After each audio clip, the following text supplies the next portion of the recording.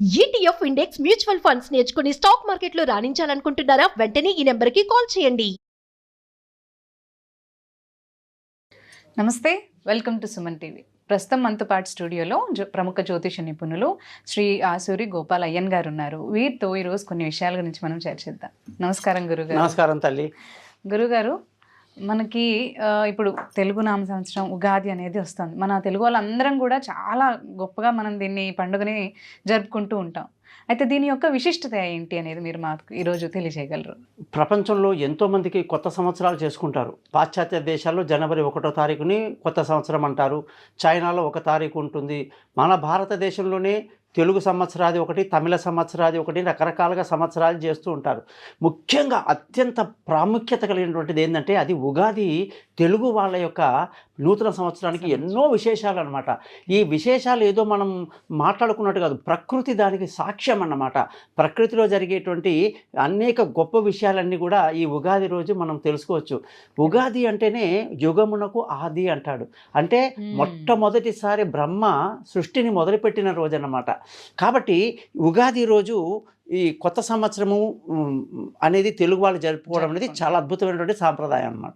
ఈ ఉగాది రోజున అందరూ కూడా పంచాంగం చేస్తూ అంటే చదువుతూ ఉంటారు కదా, అంటే చెప్పించుకుంటారు.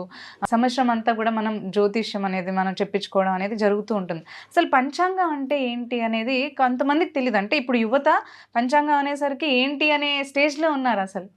సో వాళ్ళ కోసం ఒకసారి మీరు పంచాంగం అంటే ఏంటి అనేది చెప్పగలుగుతారా? అమ్మ, మనకు మొదటి సంవత్సరం ఎప్పుడైతే జనవరి 1వ తారీఖు అన్ని పత్రికల వాళ్ళు, బ్యాంకు వాళ్ళు మనకు క్యాలెండర్లు ఇచ్చేస్తుంటారు. క్యాలెండర్ అనే మాటకి తెలుగులో అర్థం ఏమిటి? పంచాంగమే.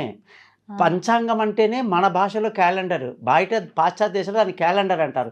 యాక్చువల్గా ఈ పంచాంగం అనేది 5 అంగాలతో కూడి ఉంటుంది. తిథి, వార, నక్షత్ర, యోగ, కరణాలు అంటారండి. ఈ తిథి, వారము, నక్షత్రము, ఇన్ని 5 ఐటమ్స్ ఒక రోజులో మనకు ఉంటుందన్నమాట. ఆ రోజుని మనము కరెక్ట్గా చూసుకొని ఆ యొక్క మంచి పని, చెడు పని చేయడానికి అనుకూలమైనటువంటి క్యాలెండర్. ఈ పంచాంగం అనేది మొట్టమొదటి రోజున, ఉగాది రోజున ఎలా స్టార్ట్ అయిందనేది మీకు చెబితే చాలా ఆశ్చర్యపోతారన్నమాట. కాబట్టి ఈ క్యాలెండర్ అనేది ప్రతి ఒక్కరింట్లో పంచాంగం ఉండాలి, పంచాంగాన్ని పూజించాలి. ప్రతిరోజు లేవగానే ఈరోజు ఏంటి తిథి, ఈరోజు నక్షత్రం ఏమిటి, వారం ఏమిటి, యోగం ఏమిటి, కరణం ఏమిటి, రాహుకాలము, యమగండం, ఇవి చూసుకొని మన పని మొదలు పెడితే అన్ని శుభాలు జరుగుతాయని చెప్పేసి 365 రోజులకు మన దగ్గర ఒక మంచి పట్టిక ఉంటుంది. అదే పంచాంగం. ప్రతి ఒక్కరు దాన్ని ఇంట్లో పూజించుకొని దగ్గర పెట్టుకుంటే మంచిదమ్మా. అది ప్రతి ఒక్కరు తెలుసుకోవాలి గురుగారు. నిజంగానే ఇప్పుడు వాళ్ళందరికీ క్యాలెండరే చూస్తూ ఉంటారు. సో ఇవన్నీ కూడా తెలుసుకుంటే ఇంకా మంచిది అనుకుంటాను, నాకు తెలుసు. అయితే మనకి ఇది విశ్వవాసు నామ సంవత్సరం అని అంటూ ఉంటాం. దీని యొక్క విశిష్టత అంటే ఈ నామ సంవత్సరంలో మనకి ఎలాంటి జరగబోతున్నాయి అంటారు? అంటే ఎలా ఉంటుంది అందరికీ కూడా? అవునమ్మా, యాక్చువల్గా ఏంటంటే ఈ సంవత్సరంలో 30వ తారీఖు మార్చి ఆదివారం నాడు మనం ఉగాది పండుగ చేయబోతున్నాం. ఈ ఉగాది యొక్క ప్రత్యేకత ఏమిటంటే మొట్టమొదటి వారంలో మొదటి రోజు చెప్పండి, ఆదివారం. మరి ఆదివారం అన్నప్పుడు మొట్టమొదటి తిథి ఏమిటి? పాడ్యమి తిథి అంటాం, మొట్టమొదటి తిథి. వారము ఆదివారం. నక్షత్రం ఏమిటి? మొట్టమొదటిది అశ్విని నక్షత్రం. 27 నక్షత్రాలు ఉంటాయి. అలాగే ఈ అద్భుతంగా 30వ తారీఖు మీరు గమనించండి, అది రావటమే ఆదివారం రావటమే మనకు ఆ యొక్క చైత్ర మాసం మొట్టమొదటి మాసంలో దిగడం.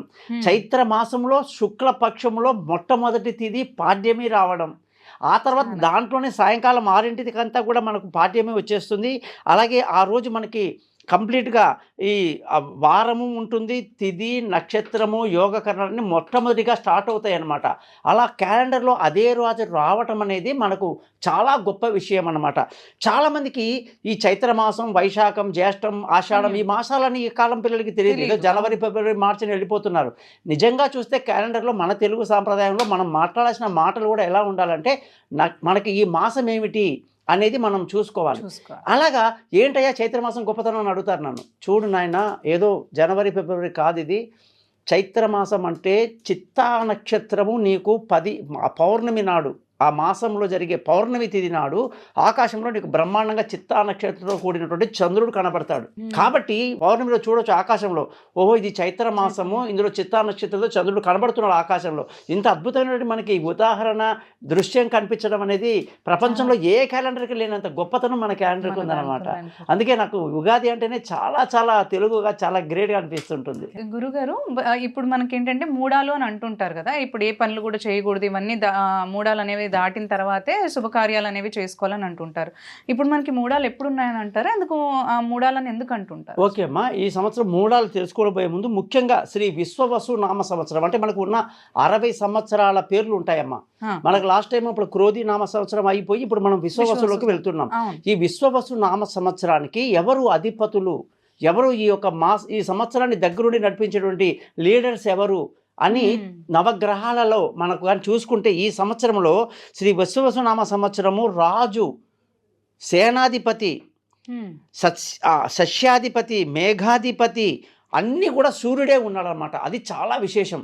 అంటే మొత్తం గ్రహాలకి అధిపతి సూర్యుడు ఈ సంవత్సరాన్ని ఆయన చేతిలో పెట్టుకున్నాడు. మొత్తం పోర్ట్ఫోలియో అంతా ఆయన చేతిలో ఉంది.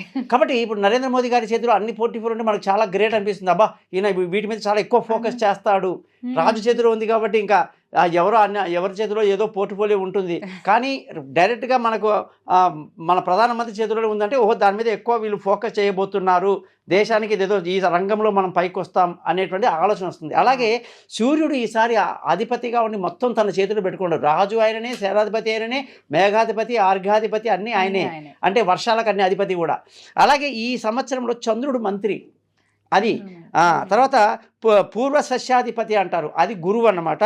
అలాగే అపర సస్యాధిపతి వచ్చేసి మనకి కుజుడు. అలాగే రసాధిపతి శని. మొత్తం ఈ సంవత్సరం మొత్తానికి కూడా మనకి నీరసాధిపతి అంటారు, దాన్ని బుధుడు అని చెప్తారనమాట. సో వీళ్ళందరూ ఈ యొక్క సంవత్సరాన్ని చక్కగా దగ్గరుండి నడిపించబోతున్నారనమాట. ముఖ్యంగా మీరు అడిగిన ప్రశ్న ఏంటంటే మూఢాలు కానీ చూసుకుంటే మనకు 10వ తారీఖు జూన్ నెల 2025 నుంచి 8వ తారీఖు జూలై నెల 2025 వరకు గురుమౌఢ్యం అనేది ఉందమ్మా. ఈ గురుమౌఢ్యంలో ఏమవుతుందంటే గురువుతో సూర్యుడు కలిసి ప్రయాణించే సమయం అన్నమాట. అది సూర్యుడు గురువు కలిస్తే ఆ సమయంలో శుభకార్యాలు చెయ్యరు. అందుకే దీనికి మూఢాలు అని పేరు. మౌఢ్యము అంటారు మామూలుగా, అయితే మూఢాలు అని మనం తెలుగులో మాట్లాడతాం. ఈ మూఢాల సమయంలో మీకు పెళ్లి వ్యవహారాలు కానీ, గృహప్రవేశం కానీ, ముఖ్యమైన కార్యక్రమాలు అన్నీ రద్దు చేయబడతాయి. క్యాలెండర్లో మీకు శుభకార్యాలు ఉండవు. అలాగే మనకు మళ్ళీ శుక్రుడి యొక్క మూఢం ఉంటుంది. 2 ఉంటాయి మూఢాలు, ఒకటి గురుమూఢం, 2 శుక్రమూఢం. సో గురువుతో మనకు చెప్పిన డేట్ అయిపోయింది. ఇప్పుడు శుక్రుడితో ఎప్పుడు ఉంటుందంటే 30 నవంబర్ 25 నుంచి 13వ తారీఖు ఫిబ్రవరి 26 వరకు శుక్రుడు సూర్యుడు కలిసి ప్రయాణించేటువంటి సమయం కాబట్టి ఆ టైంలో మనకి శుభకార్యాలు ఉండవు. కాబట్టి గురువు శుక్రుడు అతి ముఖ్యమైనటువంటి శుభగ్రహాలు. ఆ గ్రహాలతో సూర్యుడు ప్రయాణించినప్పుడు ఆటోమేటిక్గా మనకు ఆ టైంలో ఎటువంటి శుభకార్యాలు చేయకూడదు అనమాట. గురుడు శుక్రుడు శుభకార్యాలకే అంటే మంచి గ్రహాలనే అంటుంటారు. వాటితో సూర్యుడు ప్రయాణిస్తే మనకి మూడాలని అంటారు. ఈ సంవత్సరం మనకి సూర్య చంద్ర గ్రహణాలు ఎప్పుడున్నాయి గురుగారు? యాక్చువల్గా అమ్మ ఈ సంవత్సరం అసలు గ్రహణాలే లేవు. సూర్య చంద్ర గ్రహణాలు మన భారతదేశంలో కనిపించదన్నమాట. సో మనకి ఎప్పుడు గుర్తుపెట్టుకోండి, చాలామందికి ఇది ఒక సందేహం ఉంటుంది. జ్యోతిష శాస్త్రంలో చాలామంది అనేక రకాల కొత్త ప్రయోగాలు చేస్తుంటారు. ఎక్కడో జపాన్లో మనకు ఏదో గ్రహణం వస్తే అది ఇండియాకి సంబంధం ఉండదు. ఎందుకంటే సూర్యోదయం అనేది ప్రతి క్షణం ఎక్కడో ఒక దేశంలో అవుతూనే ఉంటుంది. ఒక్క క్షణానికి ఒక సూర్యోదయం జరుగుతూ ఉంటాడు. సూర్యుడు అన్ని దేశాల్లో సూర్యోదయం అవుతూ ఉంటుంది.